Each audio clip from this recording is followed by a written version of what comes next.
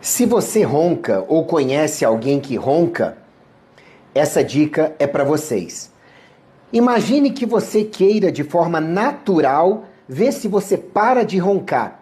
Vou te dar uma dica. Primeiro, durma de lado, de preferência por sobre o lado esquerdo, ok?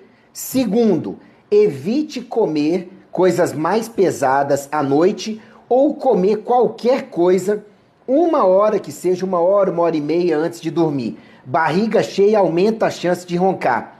Terceiro, faça um ângulo entre a perna de cima e a sua perna de baixo entre 45 e 90 graus e coloque um travesseiro entre as duas para sustentar essa postura enquanto você dorme, tá? E cuidado com a posição dos braços para não ficar muito desconfortável ou comprimindo o tórax. Com isso aí, pode ser que você pare de roncar ou melhore muito isso.